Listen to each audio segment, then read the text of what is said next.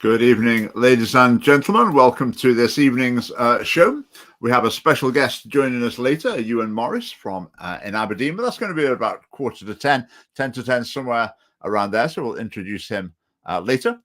But I've got lots of things to talk about in the meantime, and as ever, I'd be interested to hear your comments and questions. So do type away and chip in on the topic we're talking about, or you could bring up other topics as well. That's always interesting. So obviously we're in a busy campaigning mode, or candidates are campaigning around the country. And the report is of a warm reception. Warm as in approving and friendly, rather than warm as in hot and angry. So that's good. I would say more so in the previous election. The previous election, there was a lot of angry people firing off all sorts of abuse. But there seems to be a lot less of that and a lot more, well, I think often through meeting people face to face and having a bit of an exchange, and people think, oh yeah, I can see some sense in what you're saying there. So that's very encouraging. Now, of course, our candidates are working hard, but it's in some ways it feels like a drop in the ocean. You can talk to someone for half an hour and think, right, that really made a difference, really connected with that person. I think they might well vote for us. Obviously, that's one person, that's one vote. You need thousands and thousands of votes. So it's a mountain to climb, but we're making progress, and we're very encouraged by the response in many areas. Now, I put on Twitter a few days ago, just a bit of a joke, I proposed Lucas's theorem, and that's that the probability of a hostile response from a house to the Scottish Family Party leaflet, someone comes out and shouts at you or tries to give it back to you or something, the probability of that happening is directly proportional to the strength of the smell of cannabis coming from that household. Now, I proposed that theory last week. Having had several more confirming cases, I'm now going to elevate my theory to the status of a law, because it's a pretty strong connection between the two, which in a sense, I think maybe that does reflect the Scottish Family Party values and the values of some other people as well. I think there's obviously a tension there that we come across from time to time. What else has been going on? We've been busy with the BBC. Now, during most of the year, the BBC doesn't pay us any attention, but I think because of their own regulations, I don't know if this is enforced by the government, whether it's part of their constitution or contract or whatever, but they give parties such as us a bit of exposure at election time, which is good. I mean, we do criticize the BBC quite regularly, quite justified with justification as well, but they do give us a bit of airtime during election campaign. Now, getting airtime is better than getting no airtime, but it's interesting to see how that actually works out in practice. I'll tell you a little bit about it. I went on to Good Morning Scotland this morning, and they picked up on basically on the transgender issue, saying basically, so you don't care about pupils with gender confusion. So you're saying that you think they shouldn't be supported. So they said that immediately after I've said they need support. She said, so you're saying they don't need support? To which I said, that's completely the opposite to what I've just said.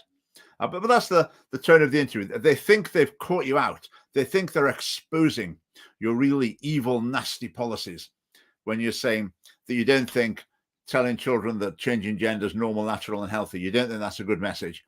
Then, the BBC think they're really exposing you for what you are, and you're embarrassed at having been exposed for holding these views. That's the way they seem to think. So that was Good Morning Scotland. So it was a pretty hostile interview, which maybe the other party leaders as well would have had fairly challenging interviews. I'm not sure. I'll maybe try and watch some of the others. But it's interesting they go straight for that point.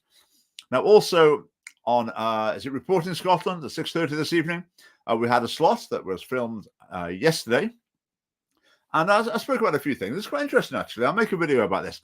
On the BBC website, you can see a video that's just me speaking. I've been asked questions, standing in the park, and this is my reply to questions. So it's a minute and a half of me speaking in reply to the questions.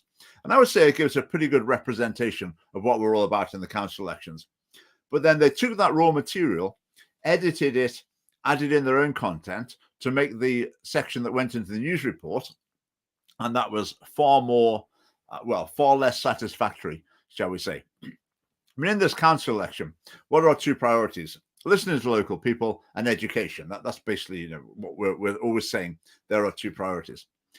But the gentleman from the BBC interviewing me decided that his priority was our policy on fertility treatment for same-sex couples, which is nothing to do with the literature we put out in the council elections, not in our leaflets, not in our little manifesto that we published.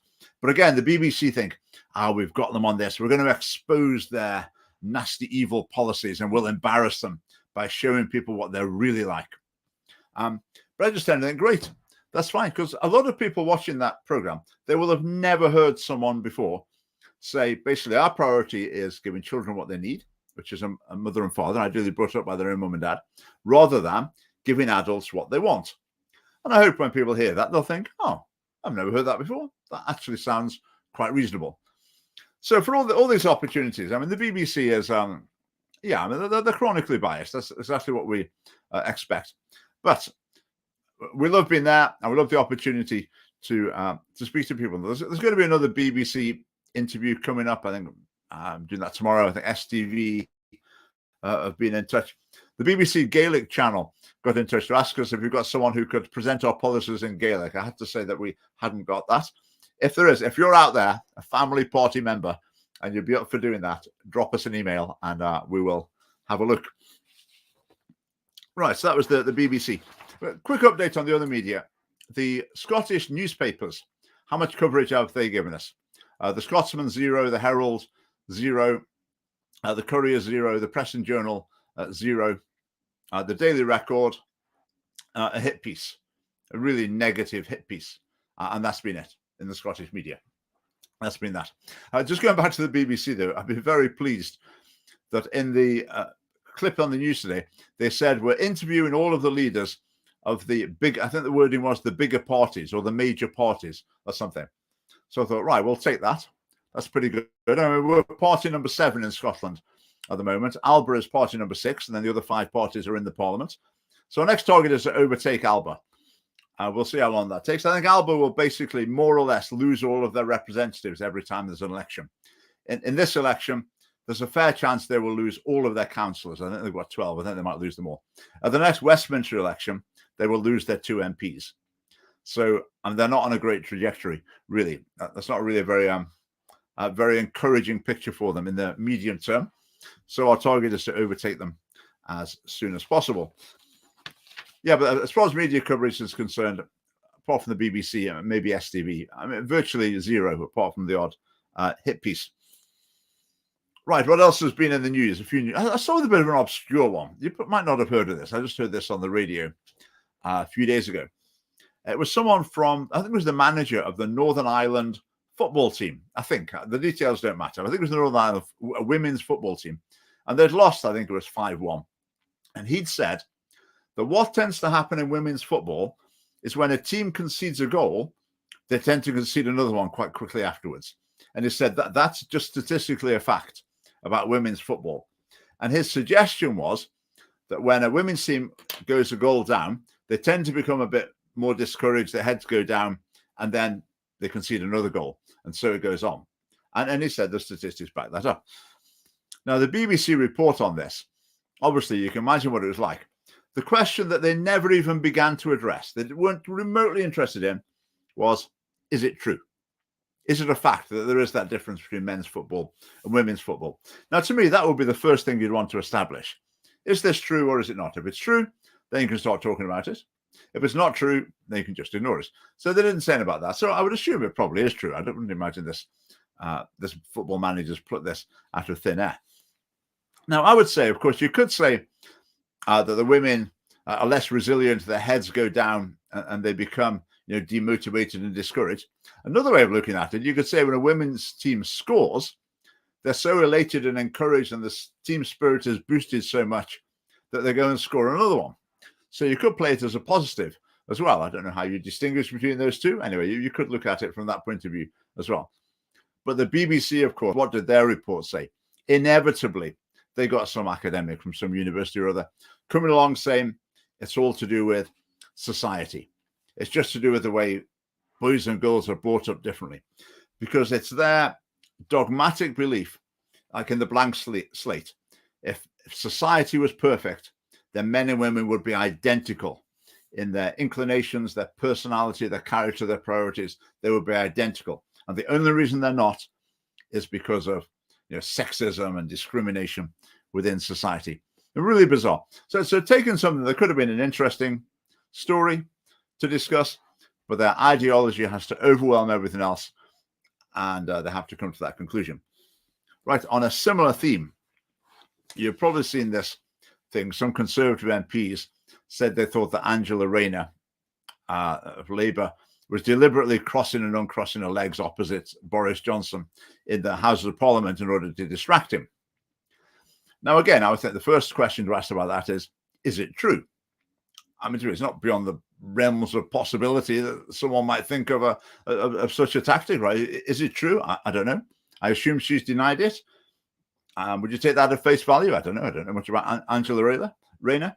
So that would be my first question. Is it true? Maybe look at some footage. Does she uncross her legs more in the Parliament than she does anywhere else? I don't know. So I just want to know if that's true or not. But as far as the media is being concerned, that's not the question at all. You don't even begin to think about whether it's true or not. It's outrageous that anyone could suggest that that's what's been done. It's beyond the pale to suggest that she was deliberately doing that. No, I think if someone makes that accusation and it's false, then that's, they should be held to account for that. But on the other hand, it's possible that someone might employ tactics like that. Right, but the reason I'm talking about it is that our First Minister, Nicola Sturgeon, who is a female supremacist and never misses an opportunity to knock men in general, she came in and said, this is an example of sexism in politics. Men need to change. She's always happy to attack, criticize, preach at men, as if men are this sort of homogeneous group, that they're all on the same team, so she can deliver a message to men in general. I mean, completely wrong. I mean, a parallel thing. What about the next time there's, say, an Islamic terrorist incident? Is Nicola Sturgeon going to say, right, Muslims need to stop blowing people up? It's about time Muslims got their act together and stopped being terrorists. Would Nicola Sturgeon say that? No, of course she wouldn't, because that wouldn't be a sensible thing to say, because that's really unfair on a substantial majority of Muslims. It would be really unfair to say that. It's no good saying to the Muslim next door, who is as repulsed by terrorism as you are. It's no point saying to him, you Muslims need to sort this out, because he's not responsible for that. It has nothing to do with him. And yet when it comes to men, Nicola Sturgeon, as I say, will just lecture, preach at them, criticize them, denigrate them at will. Because she is, as I said before, she is a female supremacist. How does she get away with that? Well, partly the media is totally docile. They'll just report what she says with no counter-argument, no response, no criticism. And in the Scottish Parliament, no one will challenge her on it. No one. Because I think that they're scared of the media. They're scared that they'll be called sexist. I don't know, or, well, whatever, maybe just scared. But it needs to be challenged. It needs to be challenged for various reasons, but in particular, education, because boys have been brought up with this ethos. And the message in schools is basically boys are a sort of inferior version of girls. And if boys could just be a bit more like girls, wouldn't the world be a better place? Because masculinity is toxic. There's something wrong with being a boy. If you're a boy, you're just on your way to growing up to be a misogynistic potential rapist. And the point of education is to turn you away from that natural development of masculinity to be a sort of feminized male feminist. That's the sort of ethos in schools, and it needs to be challenged. And the Scottish Family Party would do it. Right, let's have a look at a few comments. Oh, they've been streaming in. I'm out of date here. Let's have a look. John, thanks very much for the thing on the news there. Only a matter of time before the SFP are targeted under so-called hate speech and anti-discrimination legislation. Well, let's wait and see. I've had my scrapes with General Teaching Council for Scotland and with Police Scotland, but let's see how things develop in the future. Right, okay. Raymond, yeah, it was the Northern Ireland women's team, yeah. Okay. A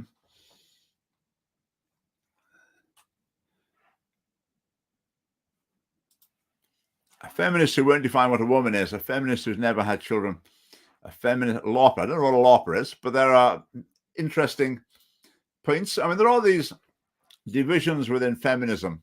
That's right. Nicola Sturgeon is very definitely, I would say, on the wrong side of it. I mean, I don't agree with much that contemporary Western feminists say. I think in the past, feminists had a lot of good points. I think in some other parts of the world, feminists have some very just causes. I feel in Scotland in 2022, not so much. Right. Ali, men are all bad these days. Men can do no right at all. Seen as dangerous. No wonder so many are committing suicide. I mean, that's true. I understand that when it comes to suicide, women and men attempt suicide at quite similar rates, but men are more likely to be more successful in it. Successful is probably not the right word to use, but you know what I mean. If those statistics were reversed, if it was women who are committing suicide in greater numbers, there would be a crisis emergency action group meeting in the Scottish Parliament, coming up with strategies to deal with these things. But the way it works is they look at every issue through a gender lens, and where it seems that women and girls are coming off worse, then that's a crisis that needs addressing. Where it turns out that men and boys are doing worse, well, that's fine. We can just ignore that one. Let's move on and keep looking for ones that go the other way. I mean, my approach to these things is I don't think you need to look at them in a gendered way. If you're looking at, say, suicide, you look at the issue in general. I mean, it's a tragedy. I always want to minimize it, but you don't need to look at it necessarily in a gendered way. Just look at the issue in general. It may be that there are some aspects of it that are more helpfully addressed in a gender-specific way, very possibly, that you could consider that. But that shouldn't be the assumption that we look at everything through the gender lens. But the Scottish government, the Scottish Parliament, hasn't got that message at all. Right, I agree. Men need to change. We need to be more virile and behave in a manner that harkens back to our more masculine ancestors. Too many feminized males makes fertile ground for feminism. Right, that is an interesting comment. I think the general trend for several decades now has been that the ideal for men is to be more similar to women, because the qualities that are more common in women have tended to be so glorified and honored. The qualities more common in men, or generally stronger in men, of things that have generally been de-emphasized or denigrated. So there has been a drift towards some men feeling that the ideal man is the one that's more similar to the average woman. But that's a whole wider issue we could talk about. Right. Right. Let's move on to a few other things. 1 o'clock on Saturday in Glasgow, Buchanan Street Steps. There's a protest about the sex survey in schools and sex education in general. I'll be speaking. There'll be some other speakers as well. Do come and join us. 1 p.m., Buchanan Street Steps in the middle of Glasgow this Saturday. Be great to see you. We're going to give out lots of leaflets, and there'll be several speakers. So make that if you can. Another quick plug, 10:45 Sunday morning, I'll be speaking at Eastgate Church, which is in Elderslie, which is, from my point of view, so the other side of Paisley. So Sunday, 10:45, Eastgate Church. It's the church Sunday morning service, so I won't be doing a Scottish family party sales pitch, but I'll be talking about my experience, as a Christian, including involvement in politics. And on the 7th of May, we have our rally. That's a Saturday morning in Edinburgh. Rally. We're launching our wedding box policy. We're going to hear about the election results. We're not calling it a conference because there's not like someone giving a talk on a particular topic or that sort of thing. It's more short, sharp speeches, an interview or two. So it's more of a rally just in the morning. In the afternoon, we're going to go to a local park, assuming the weather's okay, take a picnic, sit in the sunshine, have a chat, and be very relaxed. So it's free and unticketed, Saturday the 7th. So it'd be great to see you there. All right, this afternoon, I went on to Radio Ramadan. Some Muslims have expressed an interest in our campaign. and that some of our issues chime with their values very strongly. So I did an interview on Radio Ramadan. So I'm not sure when that's going to be broadcast, but that was a great opportunity. Right, what else has been on the agenda? We had a meeting in Cumbernauld last night, which was fascinating, and I was hearing from a lady who home educates her children. Now, home education, I've always been interested in Scotland. I've been surprised that it's not under attack more, because I thought, if you look at the countries that the SNP and the Greens, look at the countries they admire, often those countries have banned home education. They can't stand the thought of children being brought up outside the loving care of the state, where they can be taught the right values and looked after by proper professionals, instead of those sort of dangerous, old-fashioned parents. So I've always been surprised it hasn't been more under attack. But that attack is maybe starting to get going. There's currently a consultation about home education. One of the features of it, which I'd missed, actually, I'd read through this, I'd missed this, so thank you to the lady who pointed it out to me, is that the Scottish government's proposing that at certain points, pupils who are home educated are basically asked by the state, do you want to be home educated? And if they say, no, I don't feel like it, actually, I think I'd rather go to school for a year or two, then, well, what would happen then? Obviously, their right to an education, so-called, might kick in. So this is a significant step towards undermining home education, and something we'll look into closely and push back against very strongly, because our policies are very supportive of home educators, basically making facilities and resources available to them as they wish, from local schools. If the home educators don't want it, that's fine. But if they do want to use the school facilities, resources, assessment system, etc., then that should be available. We're also a fan of flexi schooling as well. So if a parent wanted to say, we'd like our son to come to school for maths and English for the 2 hours in the morning when you do that, but we'll give the rest to Miss Thanks. We'll do home education for the rest. Then the SNP say they're in favour of that already, but we're certainly in favour of that as well. I think that flexibility could be very helpful for a lot of parents. That was home education. The other thing I learned last night, I normally said when I've talked about home education, I would say there's two sorts of home educators. There's Christians who don't like the values that are promoted in state schools.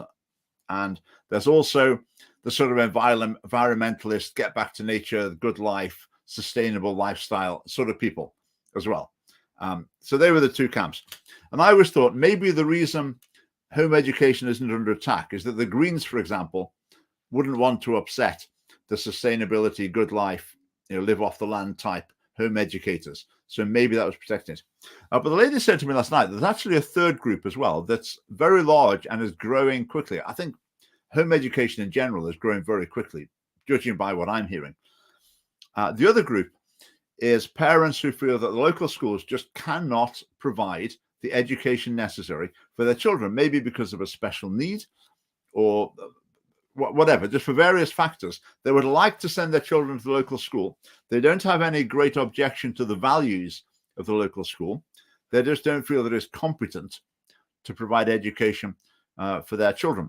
Maybe bullying is out of hand at the school. Maybe the child's got a special need that the school can't cater for adequately. So I think it's a pretty appalling indictment of Scottish education if home education is growing and growing for those reasons. So I think that's highly concerning. Yeah. So home educators, we're on your side. We certainly don't want to, your children to be registered and checked up on and given questionnaires. That's just opening the way, we think, to undermining home education. The lady last night said, it was quite insightful, are children in school going to be given a questionnaire that says, do you want to still come to school? Of course not. And yet children who are being home educated are going to get a questionnaire saying, do you want to be home educated? Well, that just encapsulates the policy of the Scottish government. Right, let's have a look what we've got here.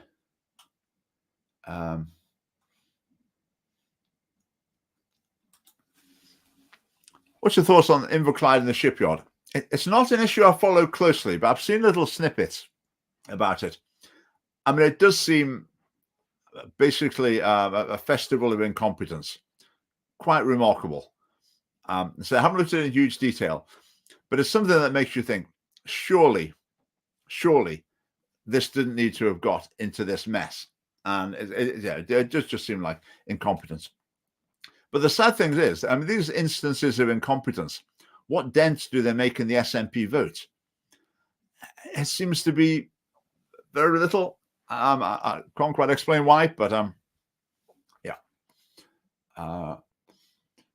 right, let's just have a look at some more comments. Right, so Kathy, sons and grandsons, really, you'd need to be crazy to believe there's no difference. They were created not only to lead the female gender, but to love them like they love themselves. I love how God created this divine order. Now, wow, that's very controversial. That's something as a Christian, I have beliefs along those lines in some particular areas, but that's not relevant to Scottish Family Party policy. That's not to say you shouldn't have said that. I say I hold similar views in some way. As far as the Scottish Family Party is concerned, that's not an area we have any policy or any intention to influence with that. Right. Don't give SNP ideas, right? I can't remember what idea that was, but yeah, that's a good point in any case. All right. Look, Pauline, yeah, we had a good meeting in Cumbernauld last night. The venue we used has said we're not welcome back again, but I think that's just because they don't have political parties, so that's sort of fair enough. But it was a good meeting. Nice to meet some new people. Right.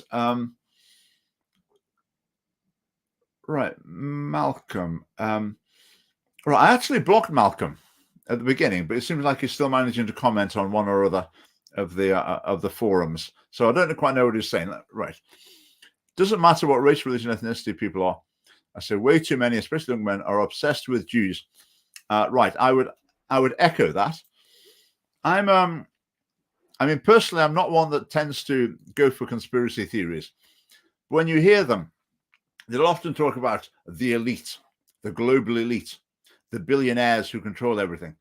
I think people sometimes go down the road of that sort of conspiracy theory, feeling that there's, it's credible. I'm not sure it really is, but feeling that it's credible without realizing that the people presenting those conspiracy theories are anti-Semitic. What they're actually trying to say is it's Jews in control of everything. It's Jews making everything happen. They've got the grand plan to, take over the world and steal. I don't know why they want to do that. Well, whatever. So I think that's I would absolutely endorse that. I think anti-Semitism it's a universal problem. I think through the ages, throughout cultures, it's always been a problem, and I think often it's disguised within a cloak of conspiracy theories at the moment, and people accept the conspiracy theories without realizing that the hidden hand that everything's been blamed on is often the Jews, if you look behind it. Okay, right, that's good. Let's carry on. Talking about Radio Ramadan. I put something on Scottish Family Party's social media recently that was interesting, about Viktor Orban in Hungary. Now, as far as family policy is concerned, Hungary is a role model in lots and lots of ways. Some of the Scottish Family Party's policies mirror Hungary's pro-family policies, and we've stolen some of their ideas as well. Really fantastic policies that are working, that are increasing the fertility rate. That's part of what their priority is in Hungary, but just in creating a healthy society that's where families are supported. So we take a lot of good ideas from there. Now, Viktor Orban gets a bad press in the West, partly because any sort of right of centre leader around the world, the BBC, for example, tries to demonize them. They're always presented in a negative light, and they try and turn people against them because they're right of centre. I mean, if they're a social conservative like Viktor Orban, I mean, he's for it. They just attack him at every opportunity. Now, the sort of things he gets attacked for, sometimes people say he sort of clamps down on opposition a little bit, restricts the free media a bit.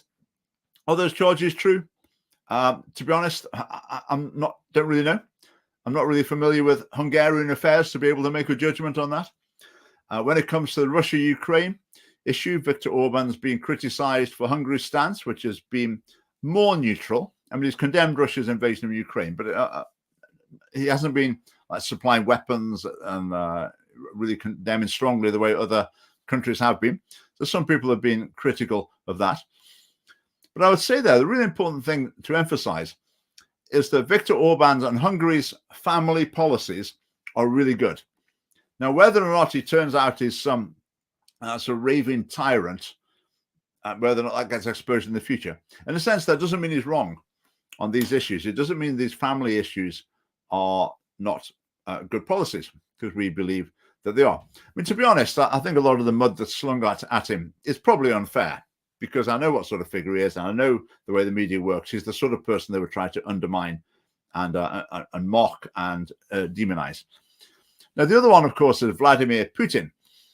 Now, a lot of Putin's comments, I mean, he gave a speech about cultural issues, that's maybe a year or so ago, was spot on. Really good, talking about the sort of moral degradation in the West and the importance of family and some traditional values. Really good. But again, does that mean that you have to sort of agree with him on other things or admire him in other ways or whatever? Well, not at all, because there can be a complete disconnect. You can be right about one thing and very, very wrong about other things. I mean, in general, is there a connection between people who are social conservatives, promoting family values, and other unsavory views? Is that generally a connection? I would suggest not. I would suggest that not the case at all. It's been fascinating with the Russia-Ukraine war, which I'm going to make a video about soon, talking about some issues relating to Scottish independence as well. Not saying it's like Scottish independence, but just taking a step back and looking at some of the issues involved. It's interesting in Germany, the AfD, Alternative for Germany, which is their sort of most right-wing party in the parliament, is their sort of UKIP plus, if you like. They're really against sending weapons to Ukraine. So they're like they're the pacifists here. Whereas the Green Party, who you'd normally think of the pacifists, they're all for sending everything they've got that fires or explodes or whatever to the Ukraine for them to use to fight the Russians. Now, I find that fascinating. My explanation is the Greens, they're all for Ukraine fighting against Russia, because Russia is an example of what the Greens really, really, really hate, because there's a right-wing social conservative leader. So the Greens want to say everything with a trigger, send into Ukraine to use. Whereas the AfD, the right-wing party, you would normally have thought maybe would be a bit more hawkish, being very cautious. So I think it's interesting. It seems like people's political allegiance very strongly influences the way they see these international issues. I would suggest that it shouldn't actually influence it. When you've got an international issue like Russia and Ukraine, that needs to be judged on the facts of the alleged motivations, justifications, whatever, for the military action or for the defense. That's what it needs to be judged on, rather than the broader political perspectives of the belligerents. So I think it's illogical that people are bringing in their wider political views, and that's dramatically skewing their interpretation of an international relations issue. Anyway, I'll make a video about that sometime. Let's talk about Scottish nationalism a bit as well. All right, here we go. Malcolm. That's right, Richie. I assume that's me. I don't think I've ever been called Richie, but anyway.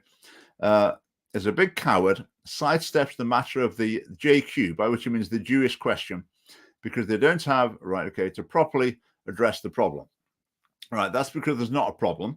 The problem is wild anti-Semitic hate-mongering conspiracy theories. Okay, I hope that's clarified the issue there. Right, Malcolm, I will endeavor to ban you again, but it doesn't seem to be working very well. I'll give that a try. Okay, what are the issues to talk about? Postal votes. Postal votes. I think that's something that's always an interesting issue. I've got two issues with postal votes. One is I feel that they're open to manipulation and undue influence. I always imagine the big family sitting around the table and dad saying, right, everyone, we've all got our postal votes. Let's all fill them in together. We all vote for Labour or whatever. then you fill them in, give them to me, and I'll take them and post them. Does that happen? Surely there must be situations like that going on around the country. So I think in terms of security and independence of decision-making, I think there are some issues around postal votes. Or people saying, right, let me check you've done that right. Let's see it go in the envelope. Right, I'll go and take it for you. I'm not really happy with that. And the other thing with postal votes is, I mean, currently in the ward I'm standing in this election, about a quarter of the voters use a postal vote. And I was thinking, oh, a quarter, 1 in 4, it's not that many.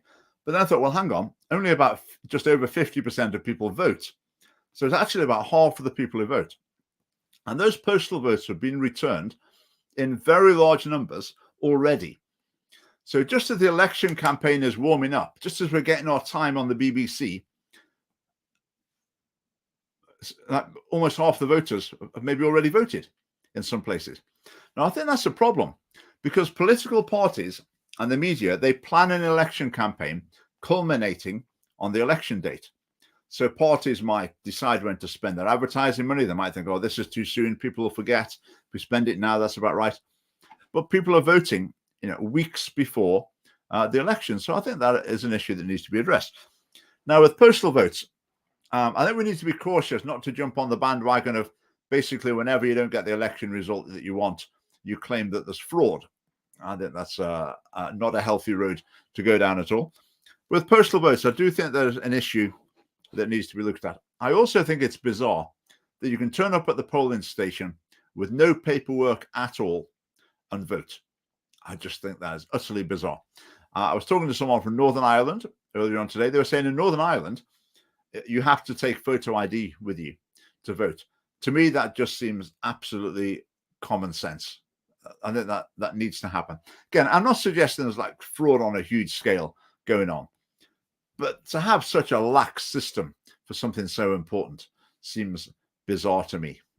So that's not family party policy, but maybe that's something we should consider in the future. Right. Very little evidence of electoral fraud. I think the onus is on the people to provide evidence. There have been cases of electoral fraud in Britain. There have been prosecutions made. Various things have been unearthed, not on a huge scale, but there has been some fraud, and I think that's concerning, and it's important to stamp that out. Partly so the election system isn't corrupted, but it would have to be on a huge scale to actually make any difference. But the most important thing is to maintain confidence in the electoral system. That's very, very important. Right, Malcolm, sidestepper. I can't see how much clearer I could have been in addressing the issue about anti-Semitism. But anyway, if you think I've sidestepped it, whatever. Right, something else I thought I'd mention. Walking around my ward here, Collington and Fairmile Head, I thought I knew the ward pretty well. I've known people living in various parts of it, but, go for runs around parts, walk around. But I discovered a part I'd completely overlooked in the middle of Oxgangs. I mean, Oxgangs would be where the cheaper housing is. Okay, but, it's generally, it looks okay, fine. One of my sons went to Oxgangs Primary School for a couple of years. That was okay. But I found a section of Oxgangs where the quality of housing is really, really poor. I would say possibly the worst I've ever seen in Edinburgh. I mean, maybe anywhere in Britain, it really is very poor. I mean, I go around Wester Hales quite often for a run or a walk around other parts of Oxgangs, and I generally think, okay, some of the housing quality isn't brilliant, but it's sort of okay, not too bad. But these ones that really, really were appalling. Partly they were ill-maintained, and there's a lot of mess around them, broken glass, as you'd expect. But also the quality of the buildings themselves were pretty grim. I was quite surprised about that. But then next to them is a lot of new housing, which I assume the council's been involved with creating. I would imagine it's a social housing of some sort, maybe 10 years old. And they're really nice. Rows of little terraced houses, little blocks of flats at the end. Really good. You'd look at the other house and you'd think, right, this is just a massive, massive improvement. You've got your individual front drive, you've got a bit of a lawn, your own front door. I mean, it looked nice. Really lovely, really lovely. I would say they look maybe 10 years old. It's really sad to see them deteriorating already. Like a lot of the drives unweeded, the lawns unkempt, rubbish, junk piling up in front of people's houses as well. I know that's a real shame because someone's made a real effort. Maybe the council, credit where it's due, they made a real effort to provide higher quality housing. But I would say give that another 10 or 20 years and it will just be a mess. It will be a mess. I mean, it's difficult. What you do about that? I'm not saying like someone who doesn't weed their drive is a really bad person. But overall, if people don't care for their properties, then the overall feel and expectation in the neighborhood is going to deteriorate and it's going to become a less attractive place to live. And maybe it could end up looking not too dissimilar to the places I was describing earlier on, which were truly atrocious. That's a tricky problem.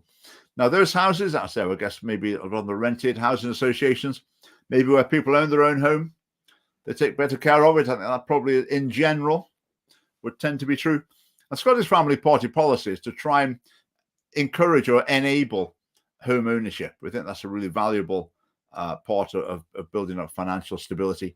And it's just the mindset of going through life, investing in your own property, rather than resenting paying huge sums of money to enrich a landlord.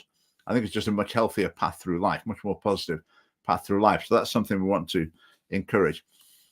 But for those houses, maybe realize, I mean, these are quite tricky problems to solve. I mean, in Oxgang, some of the people I chatted to, you'd pick up quite quickly that they've got a mental health problem. Again, you've got smell of cannabis coming out from quite a few places, which you just think, what does cannabis do to people? Demotivated, can't really get their life in gear. So they end up drifting towards sort of lowest common denominator lifestyle. So there's quite a bit of that as well. So people who are experiencing difficulties, sometimes brought on themselves, maybe sometimes not. But it just showed building fantastic new housing doesn't entirely solve the problem. I'm not saying I've got an easy solution, but just my observations walking around. How would we encourage home ownership? Well, that's a good question. One of the ways is that we agree with an SNP policy. Okay, sorry about that. I don't do that very often. We agree with an SNP policy, and that is the additional dwelling supplement that's designed to basically discourage buy-to-let landlords, because buy-to-let landlords will buy properties and then people have to rent. The ideal would be that the rental market was as big as the number of people who actually wanted to rent. It's not they're renting because they couldn't afford to buy. They want to rent because they're here temporarily, or they're a student, or whatever other reason. Whereas other people who want to buy, the ideal situation would be that the market was geared towards that, so people could buy a house. What happens at the moment, you've got people who would like to buy a property, but instead it's been bought by a buy-to-let landlord who's basically got more money to spend on it. So they're outbid by a buy-to-let landlord, and then they might spend the rest of their life paying rent to the landlord. Whereas if the landlord hadn't bought that property, it would have been a bit cheaper, and maybe that family or that person could have bought it themselves and then been building up their own resources. Now, that's quite a controversial area. But it is our policy, though, to support that additional dwelling supplement to try and cut back the rental market to the point where it's meeting a need rather than preventing people from buying their own homes. So that's one of our policies there. You probably hadn't heard of that before. We don't talk about that very often, but that is there in our policies. Cannabis smell doesn't mean that. Doesn't mean that, well, people can't quite get their life in gear and a bit demotivated. No, not necessarily in every case, but it's when people become habitual users, I would suggest that is tends to be the pattern with it. This family legal compared to alcohol. Right. I always think that's a poor argument for legalizing cannabis, because alcohol wreaks havoc in Scottish society. I mean, this is just personal view. If I could press a button that sort of eliminated alcohol completely, so it had never been invented, never discovered, it just didn't exist in the whole world, so it was just gone. I think it would be good to press that button, because it does cause so much damage. Now, from the point that we are with the social embeddedness, if you like, of alcohol, I mean, it wouldn't be feasible to ban it. I'm not suggesting it would necessarily be desirable from where we are either. But with cannabis, it does distinct harms, very clear harms. And if you went back, 30 or 40 years, maybe a bit more, it wasn't culturally accepted at all. It wasn't socially accepted. But because of weak law enforcement and weak moral leadership, it has become socially accepted. And you walk around Edinburgh and you smell it every 20 minutes somewhere or other. People standing in the street, or you walk past the house or whatever. As I said, family party policy was to start fitting police officers with noses so they could start enforcing the law. Right.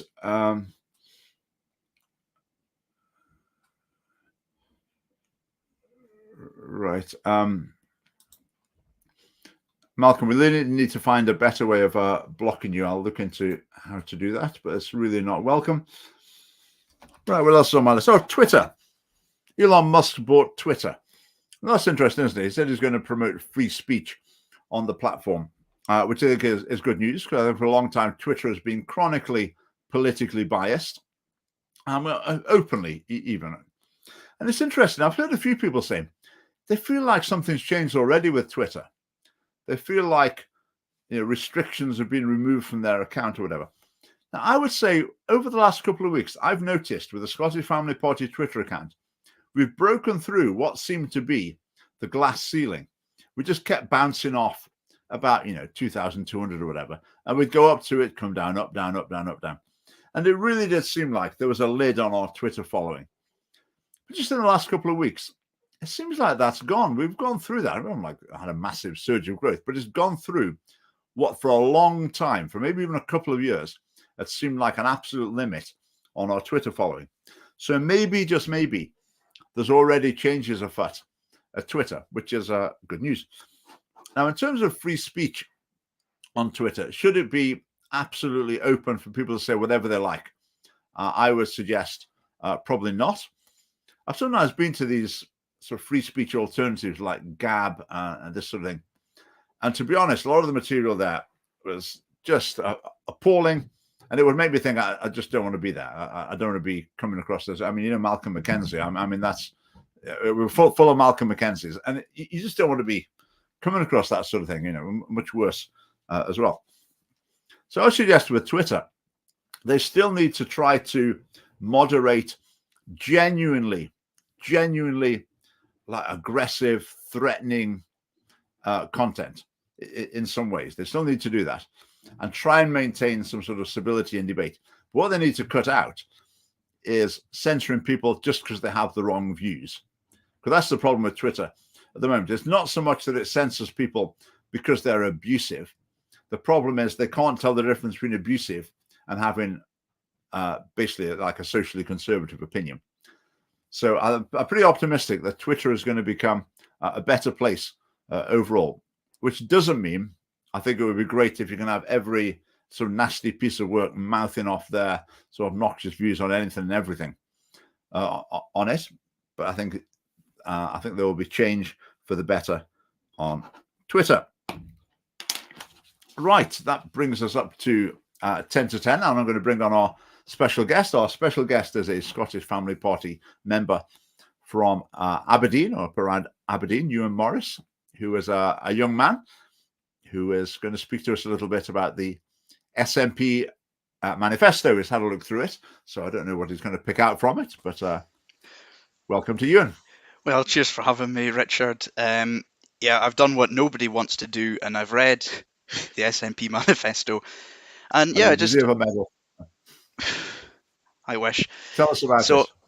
So yeah, very first thing I saw is it seemed like a child had written it, because a lot of spelling mistakes, grammar issues. For an official document, they're getting an F because I will just. Okay. There we go. Right. So do you want to pop that up on the screen? Yeah. See, Right. So first thing was the council tax. So they say here, Band D property about £600 less on average. There's your first spelling mistake. Um, so it's £600 less than in England. Now this is very cherry picked because obviously Band D, is there more bands in England? It's not a fair comparison. So I went on to the official government websites, England and Scotland, and I grabbed the data. So the average cost in Scotland per house, this is all averaged across, you're about £1,198 a year, compared with England is £1,390. Now, yeah, we're still getting a better deal, but the math doesn't check out because £600 does not equal £200. Uh-huh. Not to mention that the average council tax per dwelling is like includes the discounts, such as if you're a single person's discount, if you're disabled, which the English one doesn't, as well as doesn't even include water and sewage, which is part of your council tax, even if it's not included in England. Right. Oh, and here we go, early childcare. So as usual, they're going to give children, they're going to give them all free childcare, whereas our policy would probably be to encourage one parent to stay at home, whereas this is going to cost about £4,900. They say that the quiet bit out loud here. Uh-huh. Yeah. It's fascinating, that figure. Saves families £5,000 a year. The assumption is that every family is just desperate to pay childcare so that mum, for example, mum can do anything apart from be with her own kids. They just assume that every family is looking to farm their kids out to childcare all day. It's just not true. Yeah. So nothing. You always hear that education, attainment gap. And what they really mean is just dumb everyone down to the same level with the curriculum for excellence. Now, you have a vendetta against the curriculum for excellence because, yeah, it's terrible. And I just picked out a few of the most stupid points that I could find within 5 minutes. So you've got like health and well-being. I'm aware of and able to express my feelings, and I'm developing the ability to talk about them. And this is for level 3 and 4 as well, which is, I think that's S1 through 3. Yeah. So children who are secondary school age, who should really be learning about more, real subjects, are having to do these kind of things. Even in maths, if you can read that one, it might be a bit blurry. I can use the link between time, speed, and distance to carry out calculations. It's really simple, and yeah. I mean, you know a lot more about this, Richard, if you want to. Yeah. I mean, the first one, able to express my feelings and develop an ability to talk about them. So you've got a teacher with a class in front of them. And if they can just say, are you feeling happy today? Yes, I'm feeling happy. Are you worried about anything? Yes, I'm quite happy, but I'm a bit worried. Then that teacher's thinking, right, lesson, mission accomplished. We've met the criteria. Education is fulfilled. Whereas it's nothing. It's contentless. And this sort of thing, it's taking away the emphasis from proper academic study. And teachers are becoming like mini counselors, therapists, social workers, rather than academic teachers. And the other thing is, I've been talking about all these well-being things endlessly, lesson after lesson after lesson. It undermines children's resilience because they're being taught that life is like an emotional minefield. Like the uppermost should be your emotional problems. You need to talk about them and seek counseling or whatever. It undermines children's resilience. I love the one beneath it. I haven't seen that one before. I know and can demonstrate how to travel safely. I mean, whatever is that? Yeah, who knows? And how are teachers meant to teach things like this whenever it's so vague? Because this could really mean anything. Literacy, that's a cracker. I can start, support, and sustain a conversation by, for example, asking relevant questions and seeking help when necessary. Now, okay, people need to learn to do that, but can you teach that as an objective in a lesson? No. just good education. You're teaching the academic subjects, and that sort of thing looks after itself, doesn't it? In discussing the subject matter, you develop those skills, or by accident without thinking about it. But they want to have it as a specific target. So, yeah. Okay. What have we got next? Inclusive education. So basically, this is the recommendations on LGBT inclusive education across the curriculum, because as we know, it is impossible for gay people to do maths.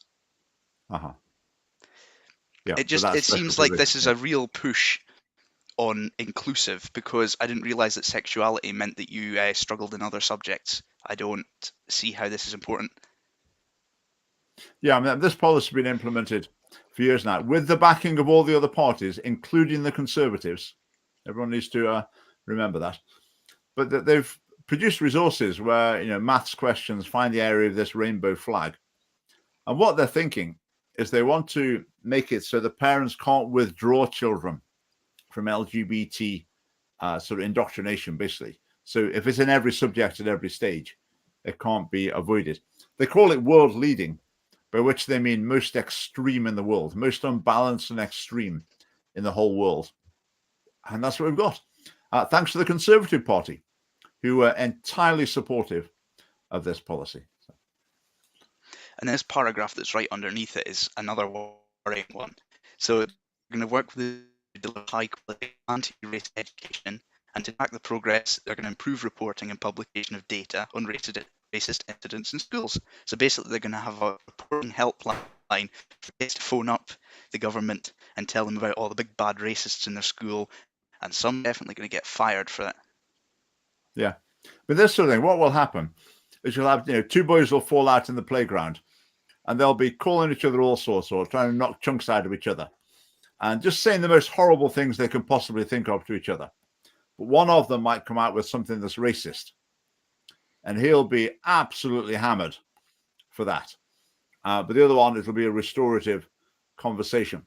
So there'll be racist incidents in schools, and they need dealing with. But what this is going to tend to lead to is like a disproportionate response. The other thing with this, I've been looking at some documentation. I'm going to make some videos after the election on this. But critical race theory, this idea of white privilege, if you're a black minority ethnic person, then basically your life path is a minefield, and everything's against you. You're facing discrimination at every turn, and it's virtually impossible for you to make any progress with your life.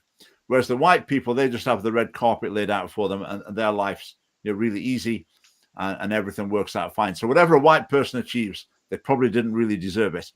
And a black person, they probably would have done like far, far better if only it hadn't been for racism in society. Now, is there a grain of truth in those things? In some instances, yes, maybe in some instances.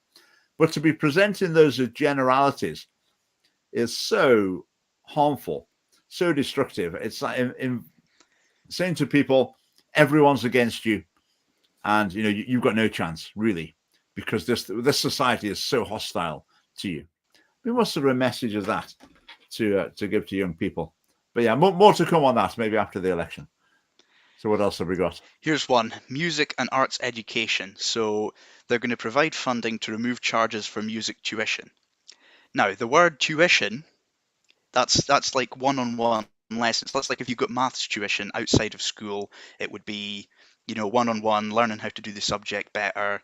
This is private lessons that they're gonna now give kids, free private lessons. Yeah. I mean, this happened with, it was in Aberdeen. Someone got in touch who was a music teacher in Aberdeen. And they said that I think it was the SNP Council. I can't remember the details, but the SNP Council said, right, we're taking away charges for music tuition. Doesn't that sound great? But then the funding they provided was totally inadequate to pay for the music tuition that was going on. So the music tuition just sort of fell to bits. But they had the headline, "We've removed the charges." It's not really happening anymore, but we've removed the charges. So, yeah, whenever still putting that in the manifesto. I used to get piano lessons, and they were about £10 a week, so about £100 a term, compared with the ones, and that was private, compared with the people who would get it provided through the council. even with like reductions and all these things, they would be about £700 per term for these things. So these projects are more expensive than it would be to just do it. Yeah. Okay, right. Okay, what else have we got? Just to say, I don't even everyone, need to that say Scottish those. Family Party logo at the bottom left-hand corner, just to clarify, these are the SNP's policies we're looking at. Okay, high street regeneration. That Don't looks need like to say Aberdeen to me. anything about this one. This is just proof of pretty much everywhere. You know, they call it regeneration. They're putting a dead tree in a tub and leaving about a fifth of the shops shut in the street, and also stopping the buses from going down the road, so they have to take a 15-minute detour so nobody uses a bus. Yeah, that's a good picture. Yeah, I think with the town centres, people are saying, they're much more attractive if they're pedestrianised. But if people go and drive, often people will go to where they can park to go shopping. So you end up with a lovely pedestrianised town centre where you can walk in the middle of the road all you like, but there's no shops and there's no point to go there. So it's a tricky balance there. But yeah, I mean, those things in the middle of the road, what are they doing? I've been talking about that. It's been the ultimate illustration of the way the councils are out of touch with what people really want. I mean, during the lockdowns, how many of us were saying, come on, council, close some roads and put up some bollards, put some big concrete pots in the middle of the road, put some cycle lanes in the middle of pavements and pavements in the middle of the roads. That's what we really need in the middle of lockdown. I mean, if anyone was saying that, I didn't hear them, but councils acted as if that was the real clamour during the lockdown. Okay, right, that's a great picture. Right, okay, what next? Here's the kicker: free bikes for children of school age. As usual, we're just going to give kids free everything, so because it's going to be good for the environment. It's going to, I don't really see much benefit. That's a classic. A few years ago, an SNP MSP, I can't remember which one it was, stood up in the Parliament and said, children have got a right to a bike. I thought, what? Who says? Who says children have got a right to a bike? What will happen with that, though? They'll say to children, do you want a bike? Yeah, I'll have a bike. Will they actually ride it? Probably not in lots of cases. But if someone offers you something for nothing, of course you're going to take it. Will it be used? Probably not. How much do children's bikes cost? You can get children's bikes second-hand because children grow out of them, then they get sold for 10 or £20 on Gumtree. Easily. They're very, very cheap. Yeah, I was being cynical. The next slide is actually, I went onto Halfords, looked for a brand new kid's bike to compare it with, because it's not that expensive. £125, and that's a really nice one. This is not like breaking the bank. This is like a Christmas present. You save up for a few months, you get your kid something like this. I don't think every kid needs a bike. A Christmas present. Oh, they don't like that idea. With the children thinking, oh, it's mum and dad who provide things for me. No, they want it. It's the state that gives you gifts. That's the mindset they want. Same with giving out these free laptops, which, by the way, has anyone actually had one yet? Here we go, free laptops. Yeah. There we go. So not only is it going to be free laptops, it's also free internet connection and also a free IT support to go with that. You get the whole package here. Every child in Scotland with an electronic device, free internet connection. How will that work? So does that mean, like, will we have free internet connection in our house because we've got under 18s living and under 18 living in it? Is that the way it works? It's bizarre they're promising this after promising last year. And as far as I understand, like, delivery is zero. No one's actually received these things. And yet they've got the brass neck to be coming back again saying, even more, promising even more. But you're absolutely right. I mean, what's the theme? It's free stuff. I love the meme at the last election. I can't remember who made it, but it was like the Braveheart fella with his face painted, holding his hands up, shouting free stuff. And it is the motto of the SNP. And here we go, free bus travel for under 22s. This is what they've already delivered. Yeah. Yeah. And I mean, with of course, the trains, ScotRail's been nationalised. There's talk of a huge strike in the summer. They've been talking about halving fares at some point. You can just see it's ready to go wrong, because once it's nationalised, the employees will start flexing their muscles. Unions will be empowered. It becomes a political issue, how much you pay railway staff. and you start worrying about their votes. So there's going to be industrial problems, and they'll want to be giving giveaway after giveaway. So the railway will become less and less efficient, and you can just see already, it's been nationalized for about a week. You can already see that there could well be trouble ahead. My last 4 train journeys, the train didn't make it from where it should have started to where it finished, one way or another. But anyway, yeah, okay. What else have we got? So I'm going to talk about the trains and all the bus and that. Everything's free.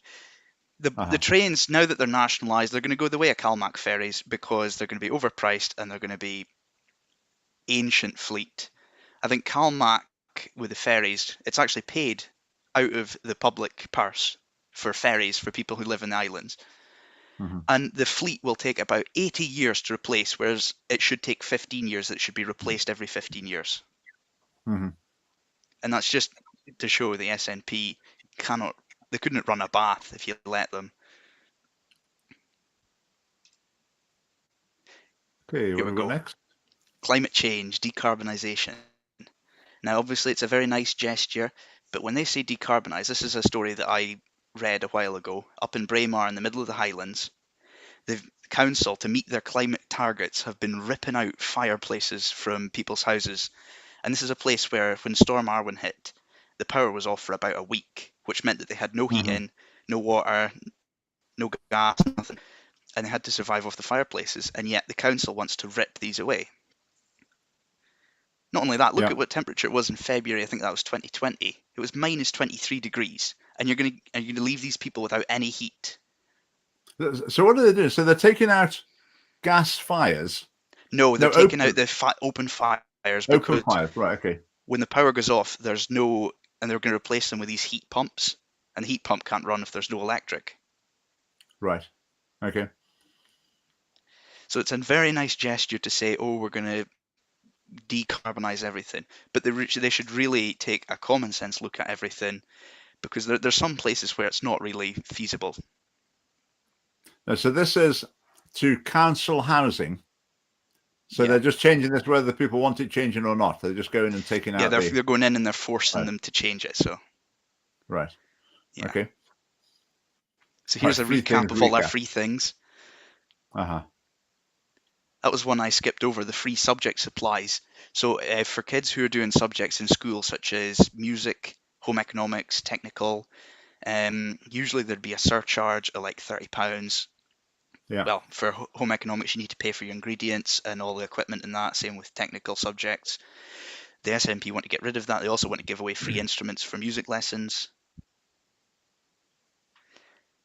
And of course, you've got bikes, bike repairs. You've got the free computers with the internet as well, free bus travel, and of course, free school meals. The bottom one we actually agree with.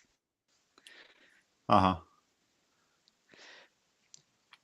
call this sometimes I call this the modern studies approach to politics.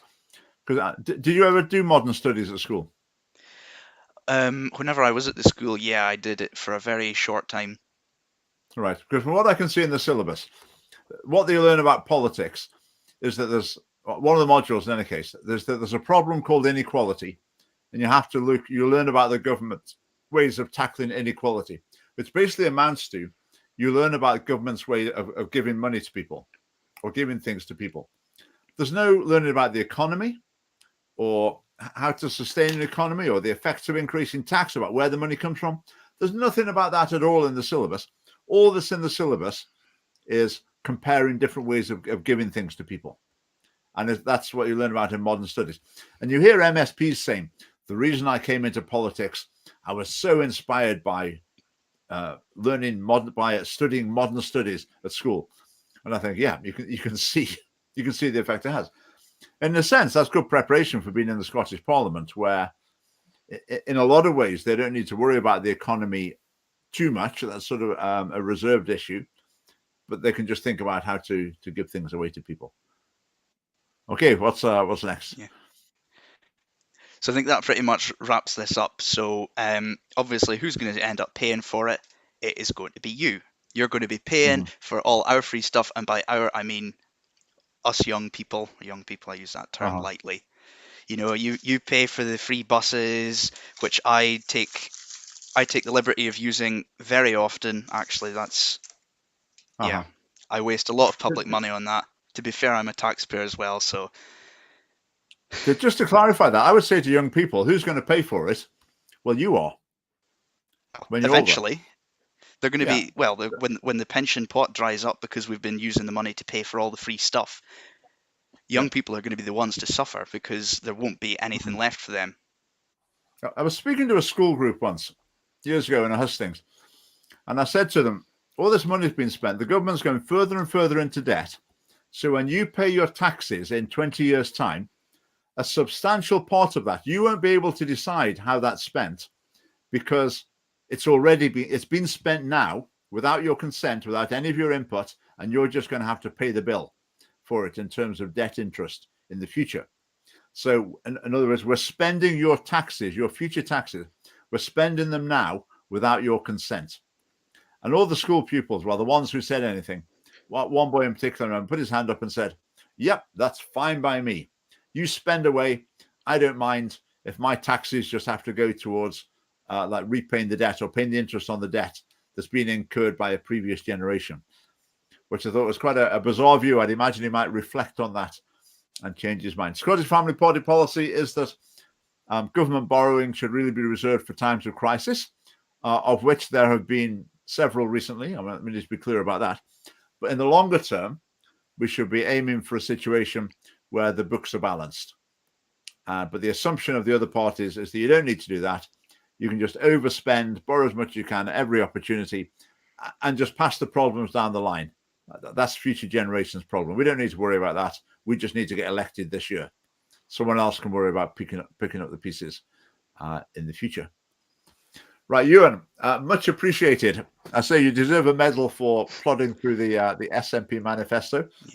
And you must come back when you've done a spot of research in something else, in another area as well. Yeah. So if you want to read the Scottish Family Manifesto, which is actually common sense, you can find it at that website, scottishfamily.org/manifesto. And if you want to read the SNP one, which I don't approve of, you can read it at that one there. I thought it would be fair to at least include the link if you wanted to look at it. Yeah. Right. Thank you very much, Ewan. Right, and to all our viewers, thanks for staying with us. We've had a bumper edition this evening. Thanks for all of your comments and questions. And all of you who are watching later as well, I hope you found the show interesting. And we will speak to you before too long. Don't forget all those events. Glasgow on Saturday, 1 o'clock, Buchanan Street Steps, sex education, sex survey protest. On Sunday morning, Eastgate Church in Elderslie, that's west of Paisley, 10:45. I'm speaking in the service there. And 7th of May, we've got our rally in Edinburgh on a Saturday morning, 7th of May. See social media for details. Right, okay, right. Good night, everyone. Thanks very much to you. And see you next week.